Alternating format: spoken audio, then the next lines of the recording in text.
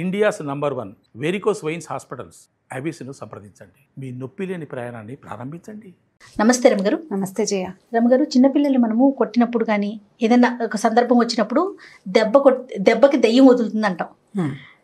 అసలు దీనికి దానికి కనెక్షన్ ఏంటండి? అంటే మనం కొడితే దెయ్యం వదలటం ఏంటి? దీనికి సంబంధించి ఏమైనా స్టోరీస్ కానీ, అసలు ఈ మాట ఎందుకు వచ్చింది, ఈ సామెత? బోల్డ్ అంత కథ ఉంది దానికి. అయితే దెబ్బకి దయ్యమే కాదు, దెబ్బకి దేవుళ్ళు కూడా బెదురుతారు. ఒక ఊళ్ళోనట ఒక పూజారి గారు ఉన్నారు.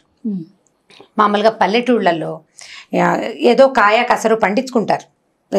ఆకుకూరని, తోటకూరని, ఓ దొండపాదు, ఓ కాకరపాదు, అక్కడి నుంచి 4 వంగ మొక్కలు, 4 బెండ మొక్కలు పెట్టుకుంటే ఇక కూరలు కొనుక్కోక్కర్లేదు. ఆ ఉన్న కూర ఏదో అంత కూర వండుకుని కాలక్షేపం చేసేవాళ్ళు. అయితే ఈ పూజారి గారి ఇంట్లో రకరకాల కూరగాయల మొక్కలు ఉన్నాయి. వాళ్ళ ఇంట్లో ఒక బ్రహ్మాండమైన కాకరపాదు ఉంది. ఓకే. కాకరపాదుకి ఏంటంటే స్నానాలు చేసే నీళ్లు, వేడి నీళ్లు పడితే కాకర విరగ్గాస్తుందని చెప్పేవాళ్ళు చిన్నప్పుడు. మామూలు నీళ్ళు కాదు, అక్కడ కూర్చుని స్నానం చేస్తున్నారు ఇంకో పిల్లల స్నానాలు అవి. అప్పుడు ఏముంది, బాత్రూంలో పాడ ఏం లేవు, ఓపెన్ ఎయిర్ బాత్రూమ్సే, బయటే స్నానాలు చేసేవాళ్ళు. ఈ వేడి నీళ్లు, సునిపిండి నీళ్లు, నూనె నీళ్లు అవి తగిలితే కాకర విరగ్గాస్తుందని చెప్పేవాళ్ళు. అయితే వాళ్ళ దొడ్లో కాకర చెట్టు విపరీతంగా కాసేది, బోల్డ్ కాయలు. ఈ పూజారి గారికి ఓ 2-3 పిల్లలు ఉన్నారు. ఓ కొడుక్కి పెళ్ళయింది. చిన్నపిల్లలు ఏదో చదువుకునే వాళ్ళు. ఈ పెళ్ళి అయితే కోడలు కొత్తగా వచ్చింది. దానికి కాకరకాయ కూర మహా ఇష్టం. వీళ్ళింట్లో కూడా కాకరపాదు ఉంది, ఇంట్లో అందరికీ కాకరకాయ కూర ఇష్టం. అయితే అత్తగారు ఏం చేసేది, కాకరకాయ పులుసు కూర చేసేది. ఈ అమ్మాయికి వేపుడు ఇష్టం. వేపుడు చేసుకుందామంటే ఆ వేపుడు ఎందుకు, బోల్డ్ నూనె, అంత నూనెకి వేసుకోవడం తినడానికి మనం ఏమైనా గొప్పవాళ్ళమా? పులుసు కూరకైతే అంత తిరగమాత పెడితే సరిపోతుంది, తీయగా పుల్ల బెల్లం పెడితే పిల్లలు తినేస్తారని ఆవిడ ససేమిరా వేపుడు చేసేది కాదు. పోనీ మీరు పులుసు కూర చేసుకోండి, నేను వేపుడు చేసుకుంటానంటే 2 కూరలు వండుకునేంత గొప్పవాళ్ళమా అని ఆవిడ తిట్టేది. దాంతో ఎంతసేపు కాకరకాయ కూర చూసినప్పుడల్లా దీనికి వేపుడు మనసులో మెదులుతుండేది. ఈ పిల్లకి అత్తగారు ఒప్పుకునేది కాదు. ఏం అత్తగారండి? ఆవిడ ఒక అత్తగారు, మరి పాతకాలం అత్తగారు. అక్కడి నుంచి ఏమైంది, కొన్ని రోజులు ఇలా గడిచాక ఓ రోజు ఏదో కూరండు తిన్నారు. మర్నాడు పొద్దున్నే ఇంట్లో ఉన్న చిన్నపిల్లలు ఏమో బళ్ళోకి వెళ్ళిపోయారు. అత్తగారికి పక్క ఊరు నుంచి కబురు వచ్చింది, వాళ్ళ అక్కయ్య కూతురు కానీ ఎందుకు సిద్ధంగా ఉంది, కాస్త తోడు రావాలి అని అడిగారు. అడిగేసరికల్లా మామగారు అన్నాడు, నువ్వు అబ్బాయి వెళ్ళండి అని చెప్పారు.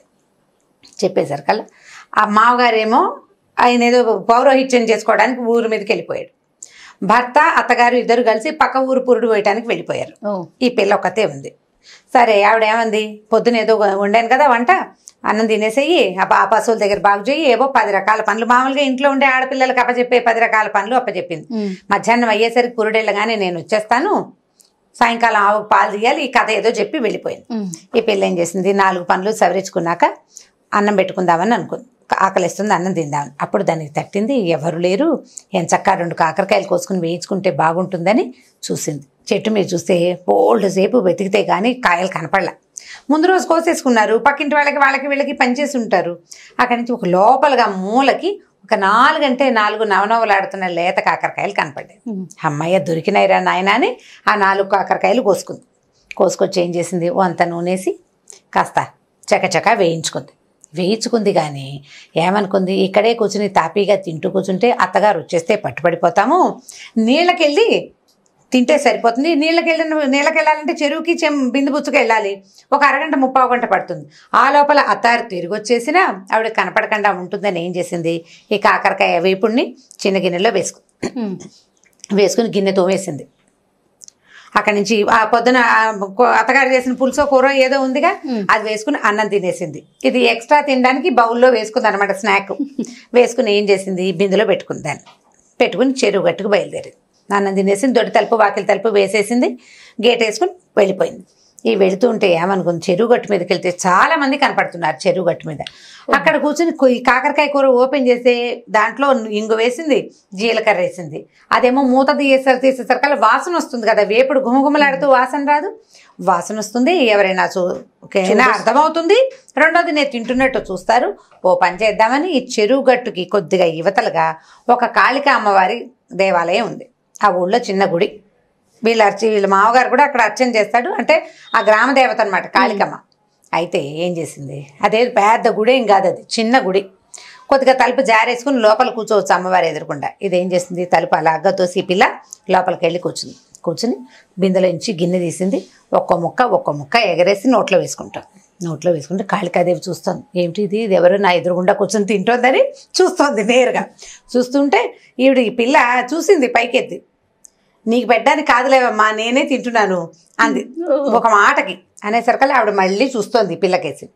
ఇది తింటుంటే నీకు డ్రైగా ఉన్న ముక్కలు తినేసరికి మనకేమవుతుంది, గొట్టొచ్చి ఎక్కిళ్ళు వస్తుంది. అటు ఇటు చూసేసరికల్లా ఏమైంది, కూరలో నూనె తక్కువైంది, నూనె తక్కువగా ఉంది, అందుకే గొట్టొస్తుందని దీపారాధన పెడతారు కదా, ఆ దీపారాధన నువ్వుల నూనెని కొద్దిగా అలాగా ఒక చెంచాడు కూరలోకి పడేలాగా వంచి దీపారాధన అక్కడ పెట్టింది. కూర ముక్కలు కదిపింది ఇట్లా చిన్న గిన్నెని. ఆ గిన్నె కదిపి ఏం చేసింది, మళ్ళీ 4 ముక్కలు నోట్లో వేసుకుంది.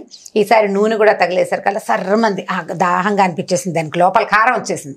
ఏం చేసింది, అమ్మవారికి పొద్దున్న అర్చన కోసం పెట్టుకుంటా నీళ్లు ఉంటాయి కదా, ఆ నీళ్ళగా చెంబెత్తుకుని నీళ్లు తాగింది. ఆవిడ అదే పనిగా చూస్తూ పోసి దీంతుంపదేగా గుళ్ళోకి వచ్చి ఎంగిలి వండిన పదార్థం పోనీ నాకు నైవేద్యం కాదు, తినేస్తూ నా దీపారాధనలో నూనె పోసుకుంది, నా నీళ్ళే తాగేస్తోంది, గుడంతా ఎంగిలి చేస్తుంది నా అని ఇలా ముక్కు మీద వేలేసుకుంది అమ్మవారు కాళికాదేవి.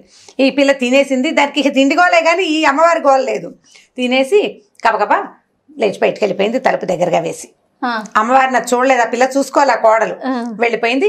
చెరువులోకి వెళ్ళింది, కామ్గా ఈ గిన్నె గడిగేసేసింది, తుడుచుకుంది. కాసిన మా చెరువు నీళ్ళు ఒక్కడి దాగి ఓ బిందె నీళ్లు ముంచుకుని హా లాలా అని పాట పాడుకుంటూ ఇంటికి చేరిపోయింది. చేరిన తర్వాత ఏమైంది, మీది మధ్యాహ్నం కదా, 12 గంటలకో 11:30కో సాయంకాలం అయింది. సాయంకాలం దీపారాధన చేయడానికి అర్చకుడు గుళ్ళోకి వెళ్ళేసరికల్లా అమ్మవారి ఇట్లా ముక్కు మీద వేలేసుకుని కనపడుతుంది. అయ్యోరా మా కాళికాదేవి ముక్కు మీద వేలేసుకుంది, ఏదో అపరాధం జరిగింది ఊళ్ళో అని గోల మొదలైంది. వీళ్ళ ఇంటి దాకా రాలేదు, ఊరంతా తెలిసింది. ఆ రోజులు ఏంటంటే పెందరాళ్ళే పడుకునేవాళ్ళు కదా, వాళ్ళల్లో వాళ్ళు చెప్పుకున్నారు, రేపు పొద్దున్నే చూడాలనుకున్నారు. తెల్లవారేసరికల్లా ఊరంతా పొక్కిపోయింది. అమ్మవారి ముక్కు మీద వేలేసుకుంది కాబట్టి ఇప్పుడు జాతర జరిపించి అక్కడ ఒక ఉంటాడు మరిడయ్య అని ఒక ఆయన ఉంటాడు, లేదా గురవయ్య అని ఉంటాడు. ఆ గురవయ్య ఒంటి మీదకి వచ్చి ఏం జరిగిందో చెప్తుంది అమ్మవారు. ఈ అమ్మాయి అనుకుంది కొంప మునిగిపోయింది, నిన్న నేను కాకరకాయ కూర తింటాను చూసిందో ఏమిటో, అందుకే ముక్కు మీద వేలేసుకుంది. ఇప్పుడు గురవయ్య ఒంటి మీదకి వచ్చింది అనుకో అమ్మవారు, నిజం చెప్పి ఫలానా పిల్ల ఫలానా పూజారి గారి కోడలు కాకరకాయ తిన్నది, ఎంగిల్ చేసింది, నీళ్ళు తాగింది, దీపారాధన నూనెంతా వాడేసింది అని చెప్పేస్తే ముందు ఊళ్ళో పరుగు పోవటం పక్కన పెట్టి కాకరకాయ కూర వండుకు తిన్నందుకు అత్తగారు ఏమంటుందో అని భయపడి ఈ పిల్ల ఏం చేసింది, గబగబా బిందుచ్చుకుని మంచినీళ్ళకి వెళ్తున్నానని చెప్పి గుళ్ళోకి వచ్చింది.